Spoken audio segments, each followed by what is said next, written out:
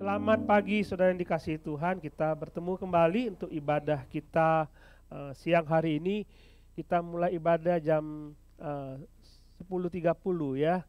Habis ibadah nanti bisa langsung makan, pasti sudah lapar sekali. Ini jadi kita ibadah cuma satu kali dalam minggu ini untuk efektif saja. Karena biasa kedua kali itu orang yang sama biasanya hadir di ibadah kedua dan orang barunya tidak terlalu banyak. Kita coba combine supaya kita lebih efektif dan kita berpikir untuk melakukan waktu itu yang sisanya untuk waktunya untuk pelayanan yang lain. Nah, kita akan membaca melihat dari Yesaya pasal 1, kita akan belajar Yesaya pasal 1. Khotbah kali ini saya coba kita melihat bagian-bagian firman Tuhan ini untuk mempersiapkan kita, karena minggu depan kita akan memasuki masa Paskah, kita akan memasuki masa perjamuan kudus, kita akan merenungkan pengorbanan Yesus di atas kayu salib yang menebus dosa kita. Jadi pada waktu kita merenungkan kematian Yesus di atas kayu salib, saya rasa ada baiknya kalau kita semua sebagai anak-anak Tuhan, minggu ini kita belajar untuk hidup kudus, tanpa celah, tanpa cacat di hadapan Tuhan. Kita belajar untuk supaya hidup kita benar di hadapan Dia. Kita akan merenungkan supaya biasanya kalau kita hidup di dalam dosa, kita tidak enak menghadap Tuhan. Tapi kita coba minggu ini kita membersihkan diri kita membuang semua dosa sehingga kita dengan enak berhadapan dengan Tuhan dan beribadah kepada Tuhan. Surat Yesaya, kitab Yesaya adalah kitab yang berpengaruh sangat besar kepada masa pemerintahan Israel pada waktu itu. Jadi Yesaya itu hidup di dua pemerintahan, dia melayani dua negara, negara Israel Utara atau Efraim dan negara Yehuda. Di dua negara ini dia melayani Tuhan. Kita tahu bahwa Israel terpecah jadi dua setelah zaman Salomo dan seterusnya terpecah menjadi dua dan tidak pernah bersatu kembali. Tapi Tuhan mengasihi kedua tempat ini. Tuhan mengasihi umatnya, Tuhan mengasihi Israel dan Tuhan mengasihi Yehuda. Tuhan mengasihi kedua bangsa ini. Cuma kalau saudara membaca kehidupan mereka, membaca dalam kitab 1 Raja-Raja dan 2 Raja-Raja, 1 Samuel dan 2 Samuel, saudara akan ketemu dengan orang bangsa yang tegar tengkuk yang kata Tuhan bilang. Diomongin sekali tidak taat, diomongin 2 kali tetap tidak taat, ngomongin 3 kali tetap tidak taat, ngomongin berkali-kali bangsa ini tetap tidak taat. Kalau kita melihat ada perubahan dalam hidup mereka, kita akan melihat misalnya mereka bertobat, tapi pertobatan mereka tidak berlangsung lama. Jadi bertobat mungkin sebulan, mungkin setahun, kemudian tahun berikutnya tetap jatuh dalam dosa. Nah, mereka beribadah kepada Tuhan, tapi di sisi lain mereka juga menyenangi dewa-dewa kejijikan bangsa-bangsa di sekitar mereka. Mereka kalau saudara membaca kitab sejarah mereka, saudara akan ketemu bahwa mereka suka dengan patung sembahan. Mereka menyimpan benda-benda yang dianggap jimat lalu taruh di rumah mereka. Itu merupakan kejijikan bagi Tuhan. Dan Yesaya memberitakan kalau kamu tidak bertobat, lihat nanti akan ada hukuman dari Tuhan. Dan itu terjadi saudara. Assyria menyerang Israel Utara dan mereka dibawa ke Asyur. Dan mereka sebagai negara sudah hilang, tinggal Yehuda. Dan kita sudah tahu bahwa Yehuda dijatuh ke tangan Babel dan mereka dibuang ke Babel. Ini hukuman. Yesaya memberitakan itu. Nah, uniknya begitu saudara, kalau kita lihat baca Yesaya pasal 1 ini, dia memperkenalkan dirinya sebagai Yesaya bin Amos. Dan dia memperkenalkan masa pelayanannya. Tapi setelah itu cuma 1 ayat. Tapi setelah itu ayat berikutnya dia berbicara mengenai dosa. Lihat ayat yang kedua. Dengarlah hai langit dan perhatikanlah hai bumi, Sebab Tuhan berfirman, aku membesarkan anak-anak dan mengasuhnya, tapi mereka memberontak terhadap aku. Coba bayangin, dia ingin supaya umatnya itu mengerti perasaan dia, perasaan Tuhan. Umatnya mengerti. Bayangkan kamu sebagai orang tua, kamu membesarkan anak, lalu anakmu itu sudah bertumbuh besar, tapi anak ini tidak tahu berterima kasih kepada orang tuanya. Nah, saudara bayangkan seperti itu.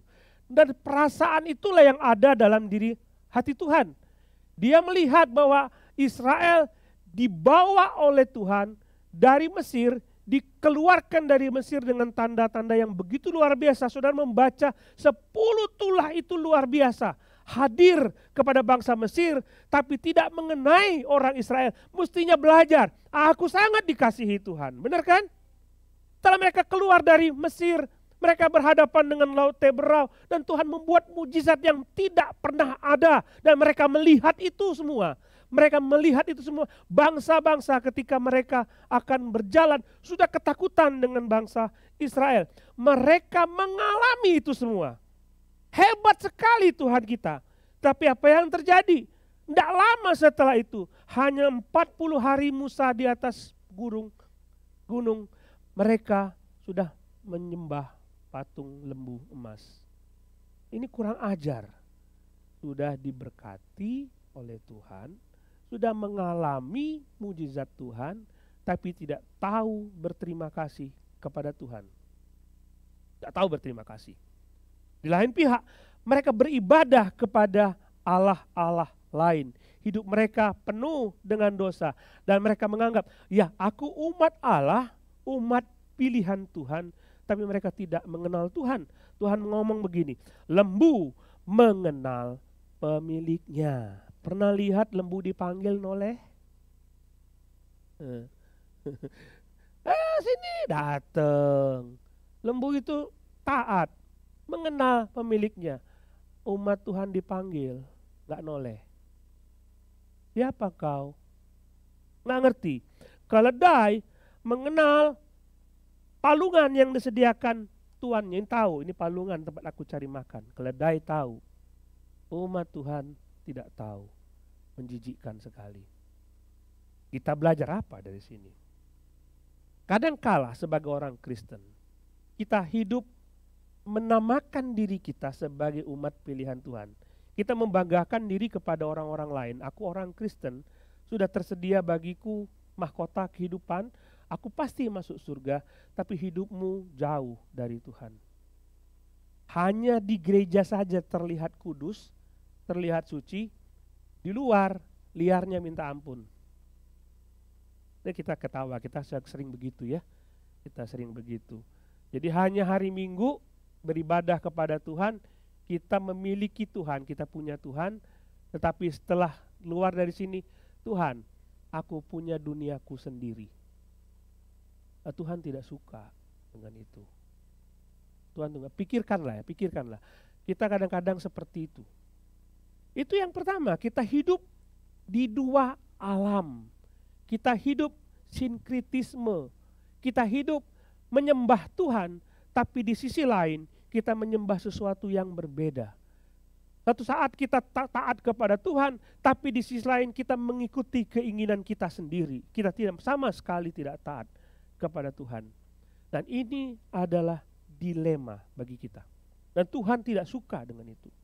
Perhatikan, orang Kristen kan di ibadah dengar khotbah, ya.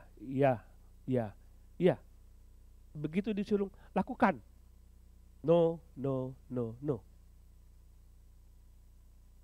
Itu akui saja, itu dialami oleh banyak orang Kristen. Mendengar khotbah, benar ya, kita harus kayak gitu. Lakukan enggak? Itu hanya Paulus yang bisa lakukan, saya enggak bisa.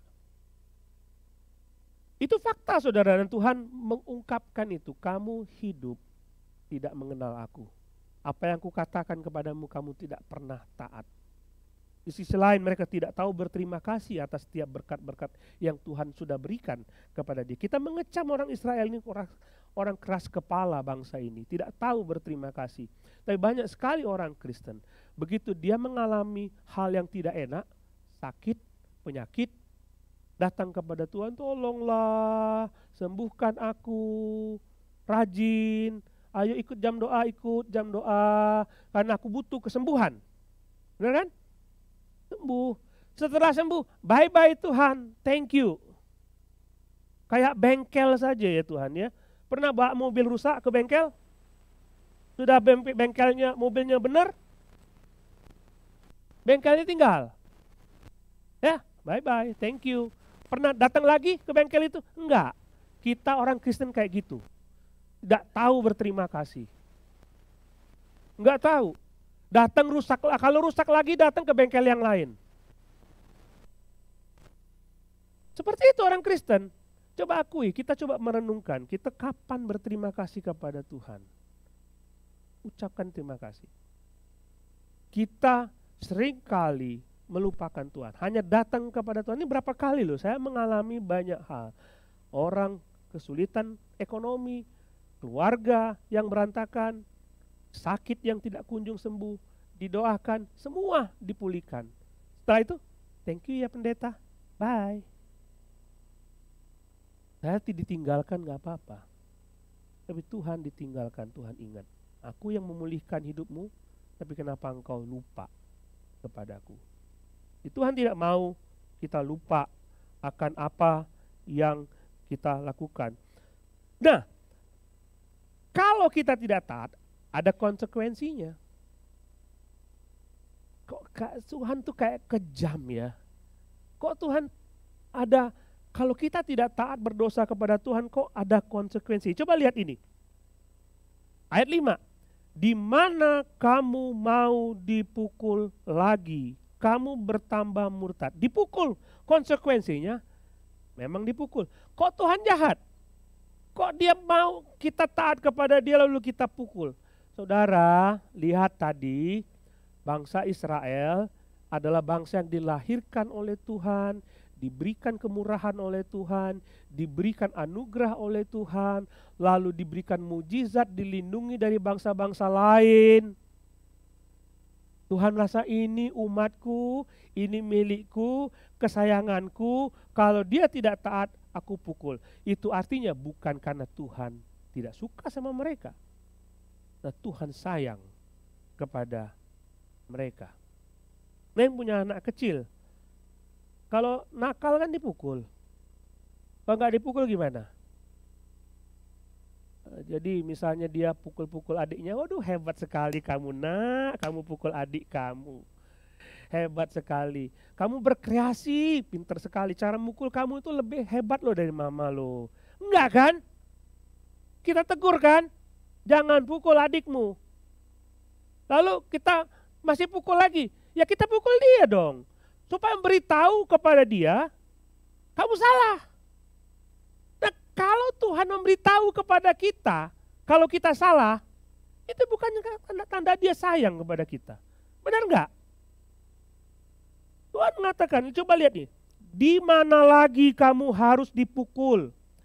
Kamu yang telah bertambah murtad, seluruh kepala dan seluruh hati lemah, dari telapak kaki sampai kepala tidak ada yang sehat, bengkak dan bilur, luka baru, tidak dipijit, tidak dibalut, tidak taruh minyak. Jadi maksudnya Tuhan sudah berkali-kali pukul, tapi enggak pernah peka bahwa itu datang dari Tuhan. Enggak pernah peka bahwa itu datang dari Tuhan. Perhatikan hidup kita saat ini. Saya ingin beri kesaksian. Saya sebagai hamba Tuhan sudah menggumuli panggilan itu sebagai pendeta bahkan sejak lulus dari SMA. Tapi saya lari, saya kuliah yang lain, saya bekerja yang lain. Nah, setiap karir saya itu tidak ada yang berhasil. Saya kerja di komputer, tapi tidak ada karir yang bagus. Saya berpikir-pikir, kenapa teman saya karirnya kok bagus, saya nggak bagus. Saya tidak peka terhadap hal itu. Saya tidak peka bahwa sebenarnya ada sesuatu yang kamu lakukan yang menyimpang, yang aku mau kamu lakukan, kamu tidak lakukan. Sehingga karirmu tidak bagus. Kemudian saya berkeluarga dan saya bekerja, saya mendapatkan pekerjaan yang bagus dan dapat uang banyak dan Tuhan izinkan itu terjadi. Tapi di sisi lain Tuhan biarkan satu penyakit ada dalam diri saya. Beberapa orang sudah tahu saya sakit tiroid dan hampir mati. Dibawa ke rumah sakit, lumpuh selama 1 minggu.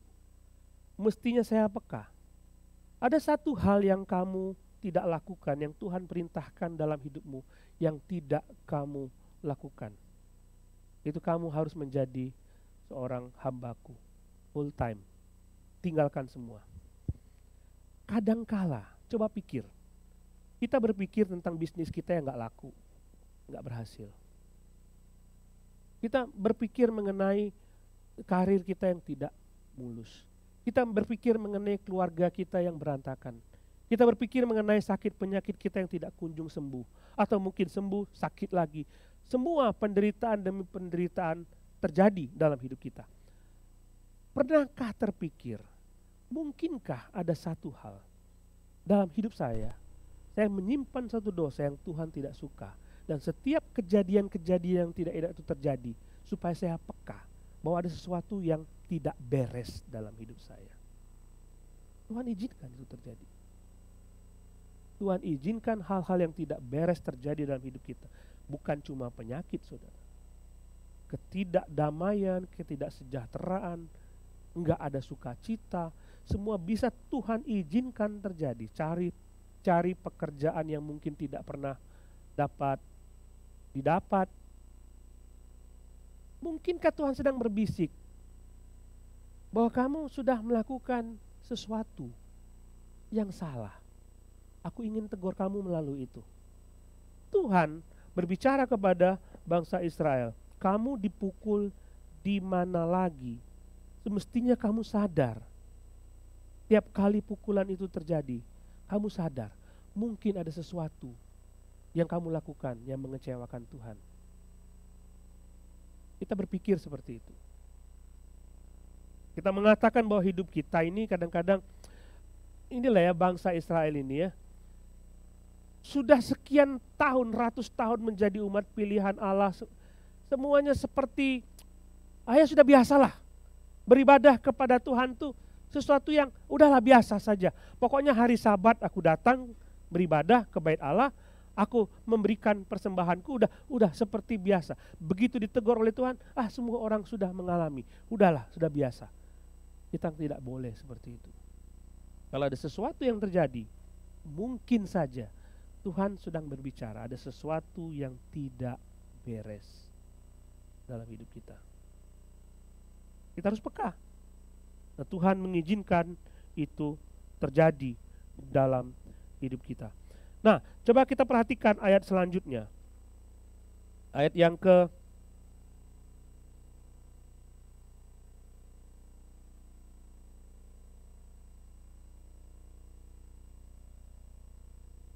Coba perhatikan ayat yang ke-11.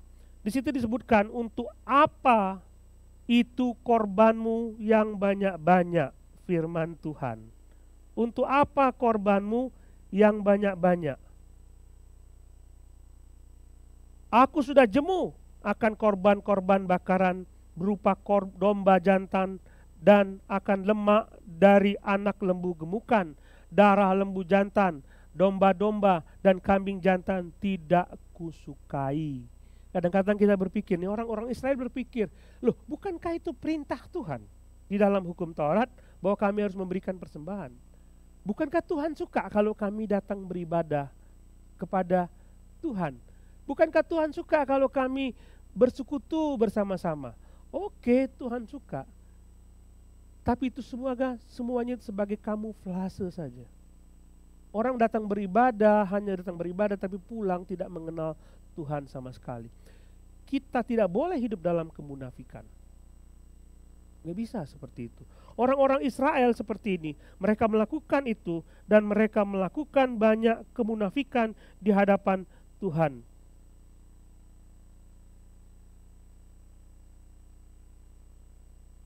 catatan khotbahnya hilang.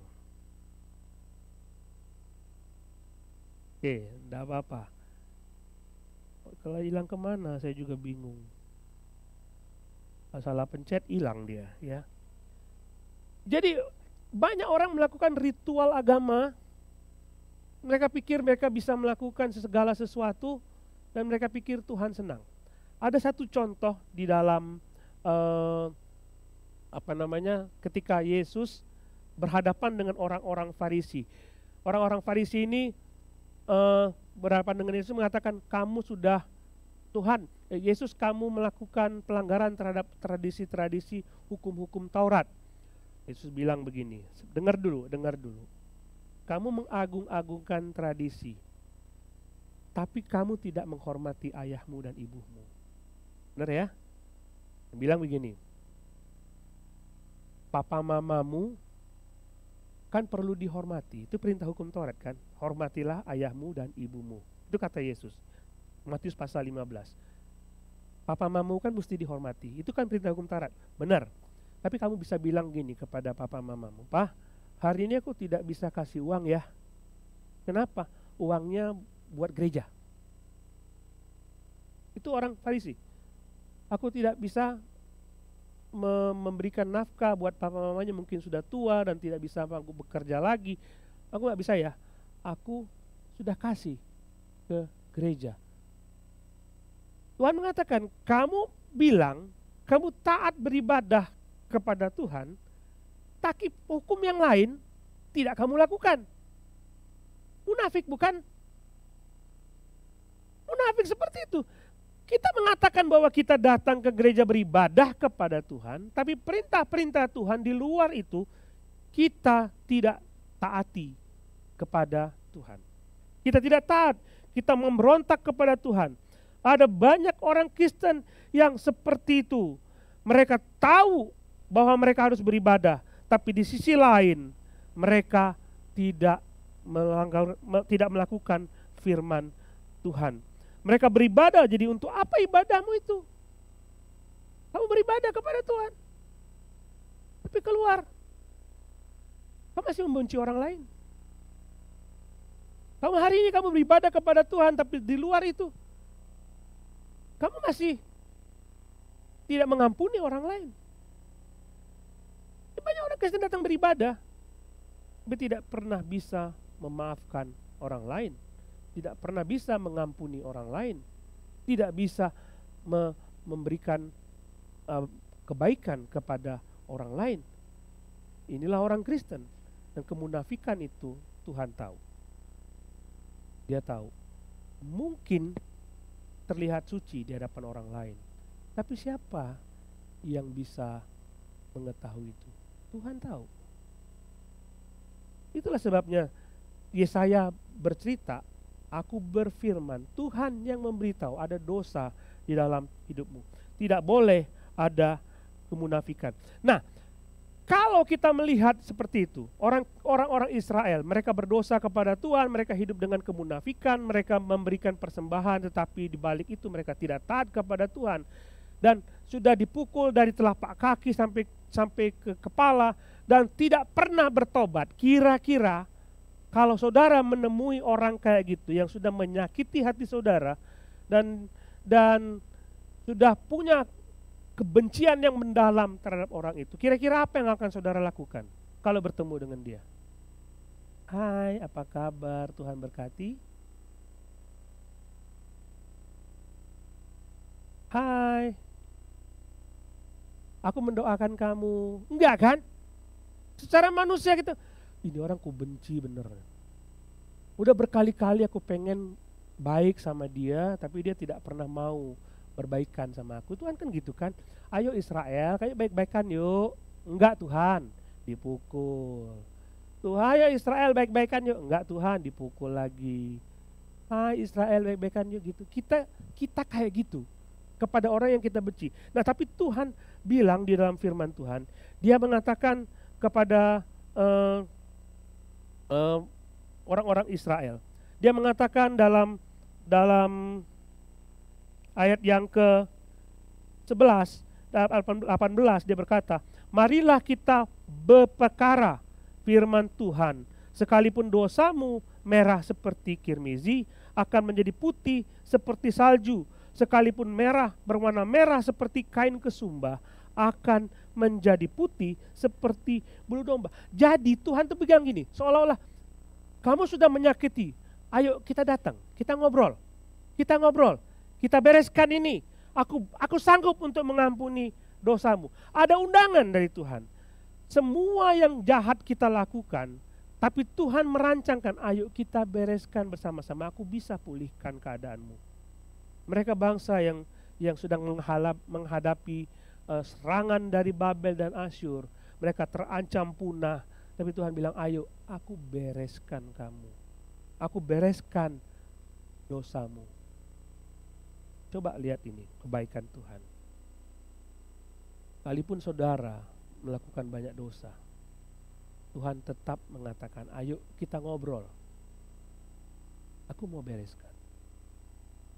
Dari sini kita belajar beberapa hal. Pertama,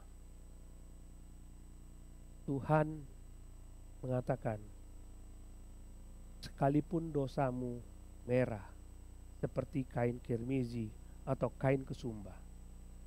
Kita lihat warna kain yang merah itu tidak bisa diputihkan.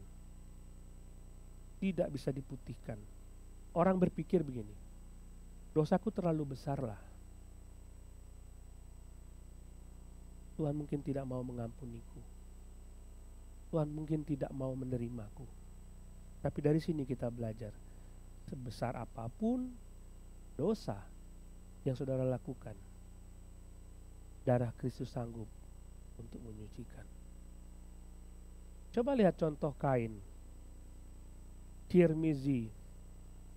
Kirmizi dan kesumba itu sama. Saudara kalau ketemu tanaman kesumba bunganya itu bisa dijadikan pewarna pakaian.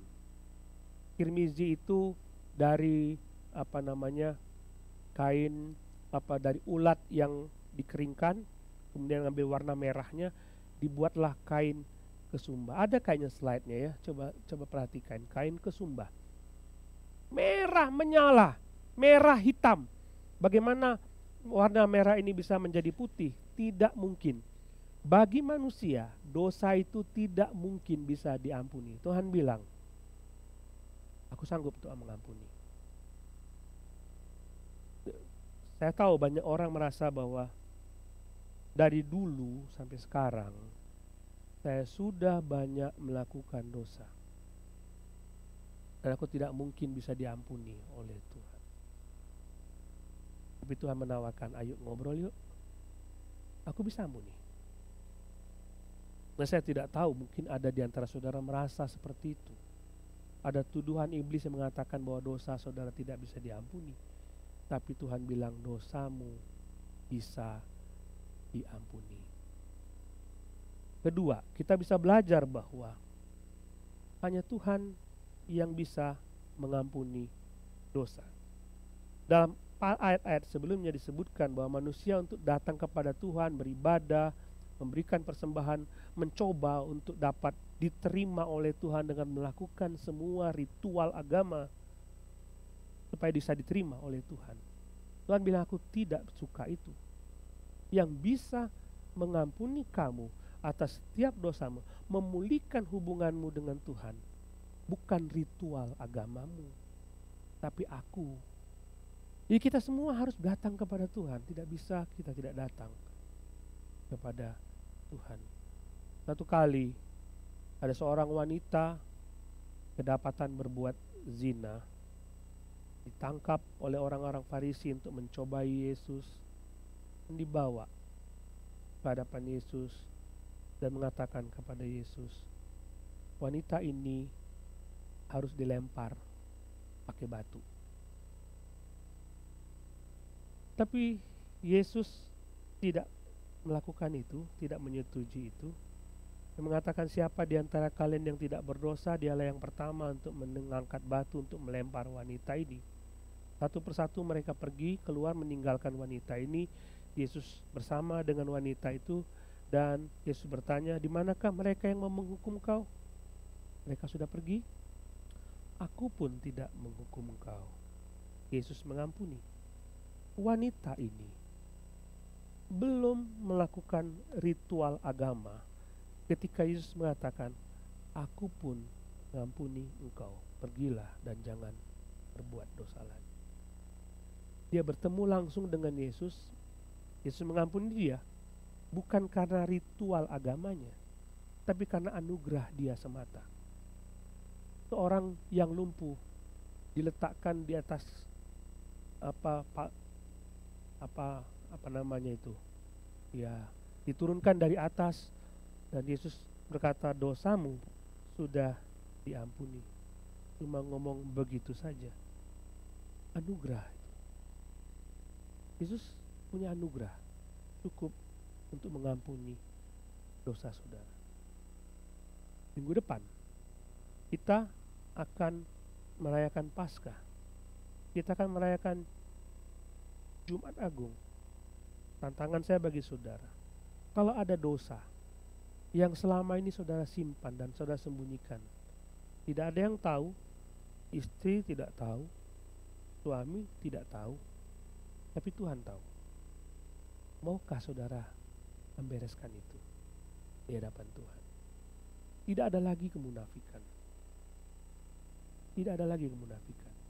Polos apa adanya. Tantangan kedua, kalau saudara berjuang untuk hubunganmu dengan Tuhan dipulihkan, saudara mengatakan saya harus melakukan ini dan melakukan itu. Tantangan kedua, maukah saat ini bila saudara menamakan dirimu sebagai orang Kristen dan saudara merasa bahwa aku sudah oke, tapi padahal selama ini hanya ritual saja, tidak ada koneksi sama Tuhan, hanya ritual saja, hanya datang ke gereja beribadah tapi tidak ada koneksi sama Tuhan, tidak ada koneksi sama juru selamat, tidak ada relasi sama juru selamat. Tantangan kedua, maukah saudara menyerahkan hidupmu kepada Tuhan Yesus supaya hidupmu dipulihkan? Hidupmu dipulihkan dan saudara tidak ada lagi dosa. Tuhan bisa sucikan. Tuhan bilang, mari kita datang, sekalipun dosamu merah seperti kain kesumbah, seperti kain kirmizi, akan kuputihkan seperti salju. Kamu bilang itu tidak mungkin jadi putih, tapi aku bisa memutihkan itu semua. Mari kita berdoa.